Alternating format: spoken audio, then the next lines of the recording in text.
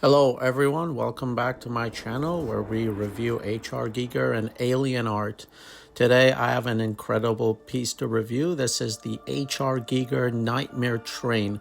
This piece is custom made by three amazing artists. First, foremost is the sculpt. This was 3D sculpted by digital artist Carlito Brigante, a great guy and a very friendly person. The inspiration behind his work is H.R. Giger's depiction of the female body and anatomy. His work is mainly focused on Giger sculptures and paintings and is dedicated to bring H.R. Giger's art to life. Secondly is the person who printed this piece, and his name is Tommy Jones. He's another digital creator.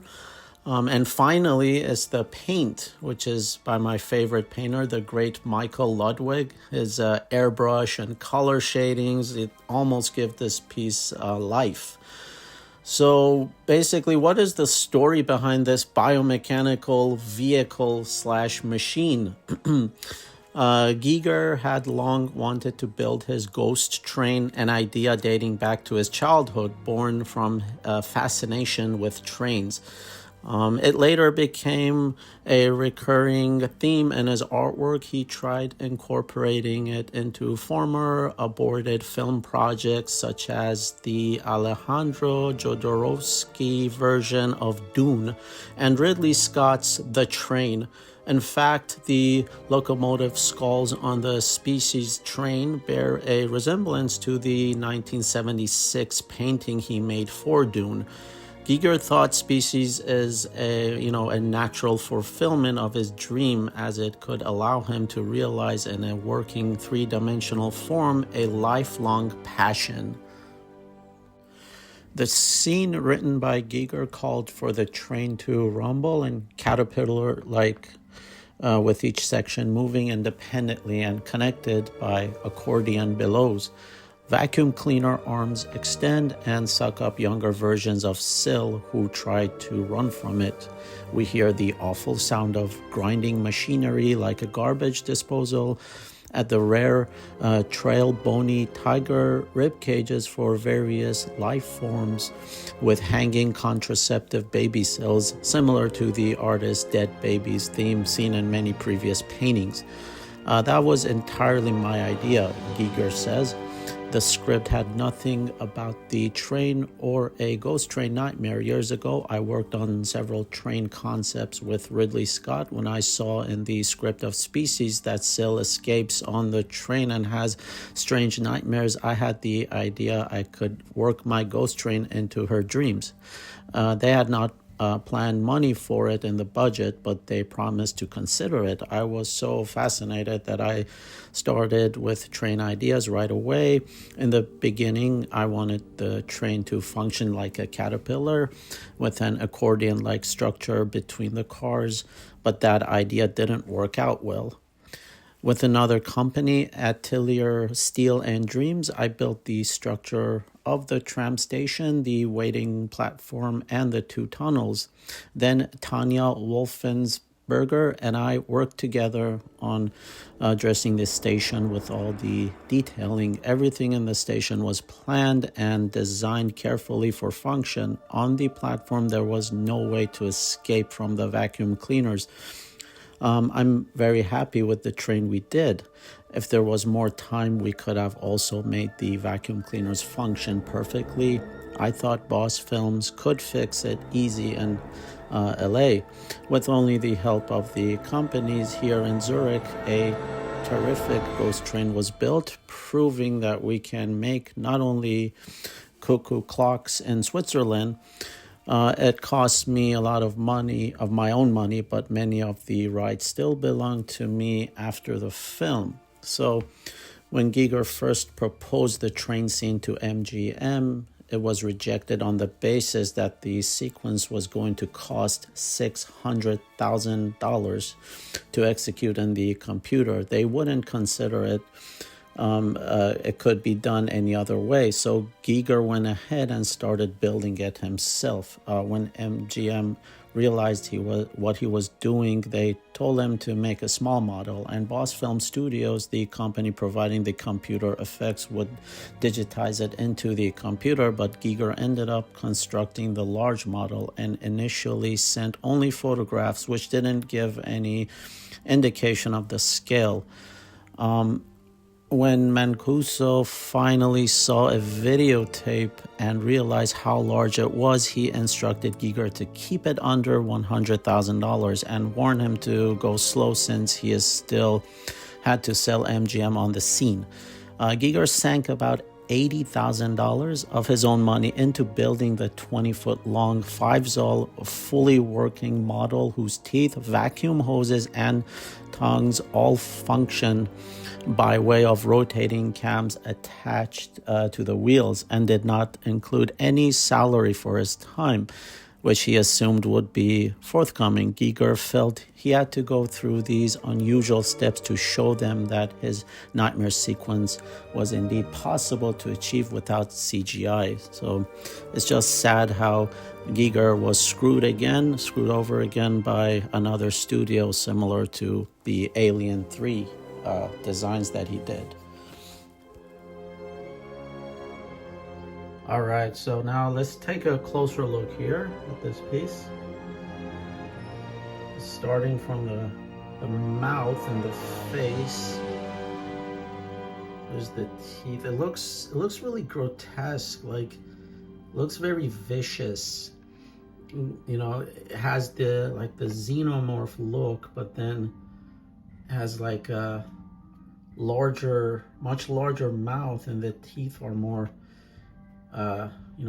pearly white. And then the head, it's like this biomechanical look, and then it fuses in the middle here.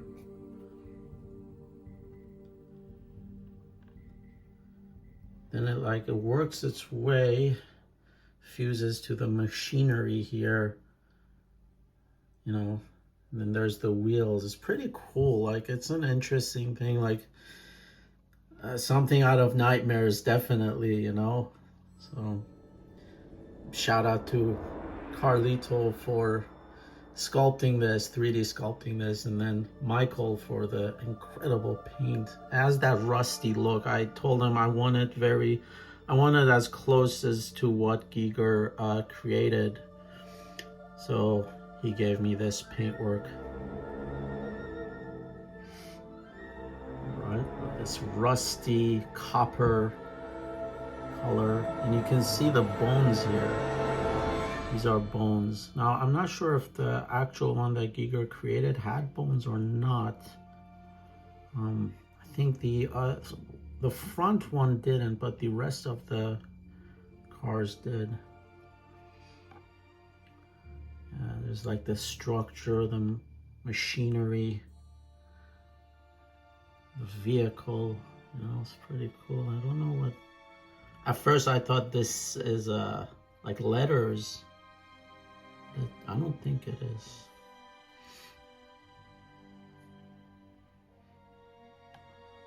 There's the side view.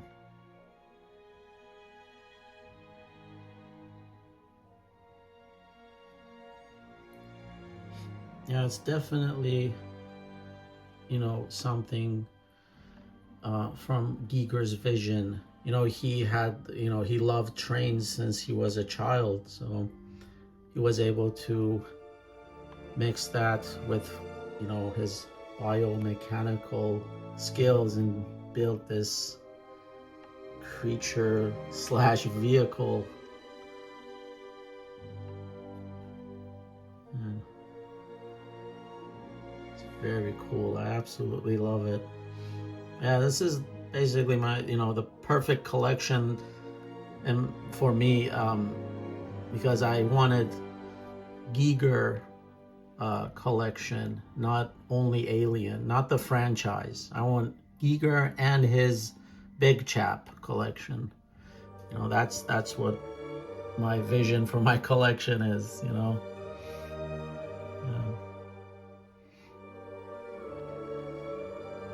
I wonder if Giger used real bones. I think he did.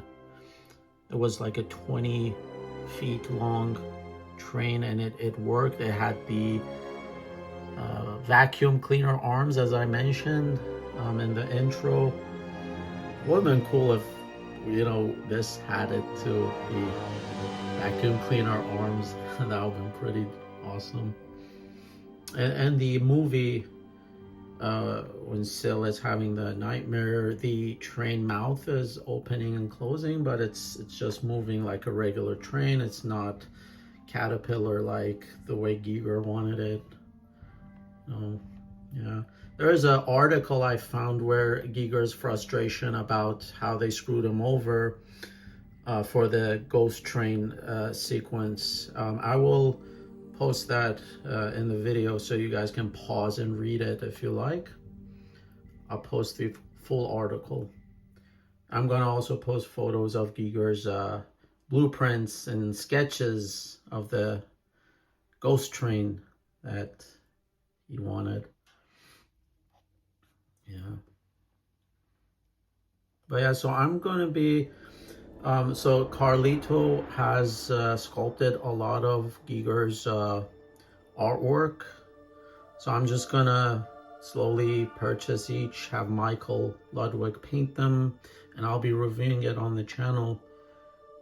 So the channel will be mainly, you know, HR Giger pieces from now on. I can't wait. I absolutely love the collection and how it's turning out to be. Yeah, this piece is so awesome. It's very scary, like I said. It's just so eerie looking.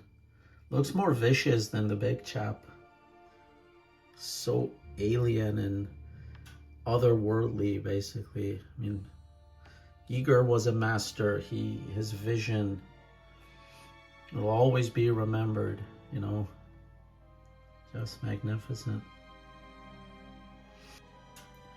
So for the next piece I will be reviewing, I'm going to give like a little teaser here so you guys can see. It is Lilith by HR Giger from his Necronomicon 2, sculpted by Carlito Brigante, painted by Michael Ludwig. Oh yeah, can't wait to review this piece. Yeah. So yep, that's the next one I will be posting. So stay tuned for that. And yeah, that's the review for the Giger Ghosttrain Nightmare from the Nightmare and movie Species. So yeah, thank you guys for watching, and I really appreciate the support, and take care.